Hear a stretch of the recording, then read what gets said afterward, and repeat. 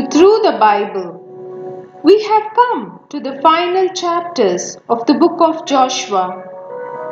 Let us listen to the last story titled Joshua's Final Word to Israel. Joshua chapters 23 and 24. Joshua had trusted God to drive out the strong nations in the promised land. Much of the land from the Jordan River to the Mediterranean Sea now belonged to the Israelites. They were now able to settle and live in the land God had promised them. It was divided into regions, each occupied by the tribes of Israel.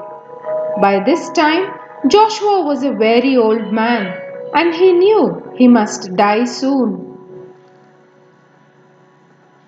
I am an old man now, and soon I shall die.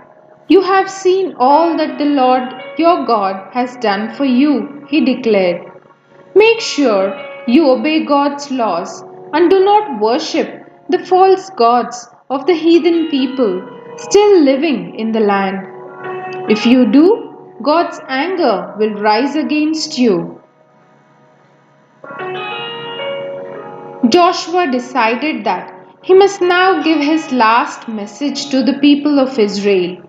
So he called all the leaders of the tribes together, all their princes and judges and other officers at Shechem. He then gave them his final address, reminding them how God had led and cared for the Jews from the time of Abraham to the conquest of the promised land. Worship God and serve Him in sincerity and truth, Joshua urged. Choose today whom you will serve, the Lord or the gods of the nations around you. But as for me and my household, we will serve the Lord. The people replied, We will not forsake the Lord to serve other gods. Joshua questioned them again. The people declared, We will serve the Lord. Joshua said, You have chosen to obey the Lord. You must destroy the gods of the Canaanites. We will worship and obey the Lord alone, they replied. Joshua recorded the people's reply in the book of the laws of God.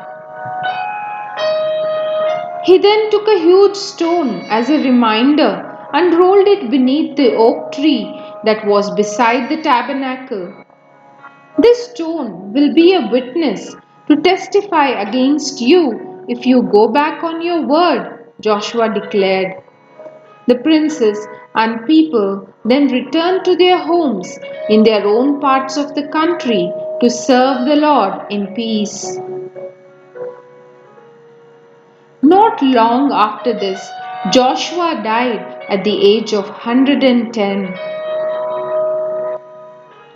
Joshua was buried on his own estate at Timnath Serah in the hill country of Ephraim.